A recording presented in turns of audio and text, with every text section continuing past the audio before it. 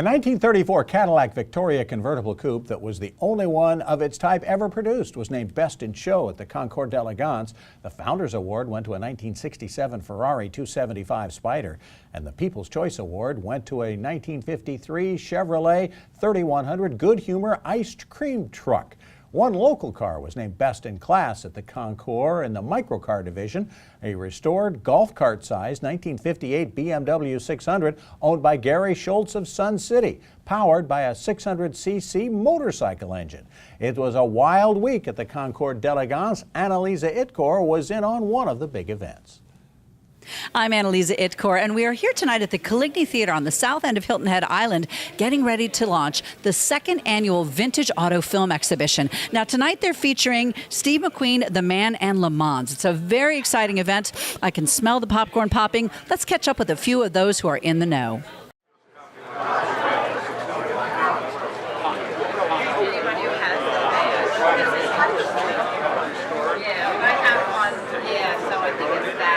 So, Guy, give us a little bit of a history. How did this grow into this fabulous event? Well, we started it last year. I had a short film that I wanted to show, and a lot of the people that come into town from the Concours I know. So I thought, hey, let me put together a little screening night. We'll show my film. It's called The Red Grifo. And we thought, well, hey, let's make a thing out of it. So we had another film about Paul Newman because he was into racing and having race cars. And that night went really well. And all the sponsors last year said, hey, let's do it again next year, but let's do it bigger and better. So that's what we're doing tonight. Tonight we're showing the Steve McQueen documentary. Obviously, he's a big car guy. He made the film Le Mans in 1970, and that's what this documentary kind of covers. So this really germinated out of me wanting to show my film to some folks. And actually, a lot of people got to see it at the Beaufort Film Festival because it was selection there. Yes, I have a 1966 Studebaker Daytona that will be in on the Sunday show. And it's a real honor for me to do this because for 10 years I've been an attendee, except when I've had the car in on the car club showcase.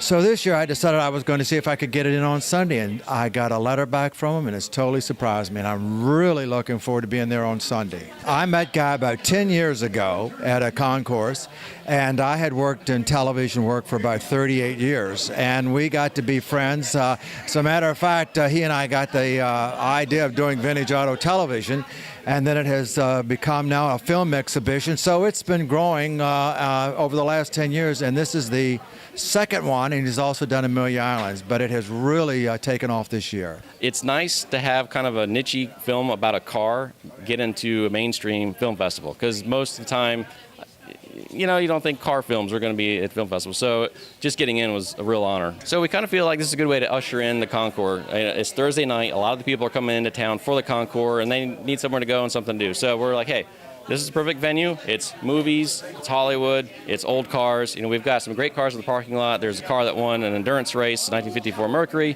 We've got Ferraris, we've got a Cobra.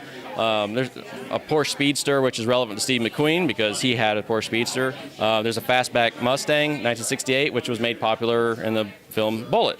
So there's some really neat tie-ins. And then, starting tomorrow, the Concours is 110% through Sunday. So this is a nice way to kind of usher it in.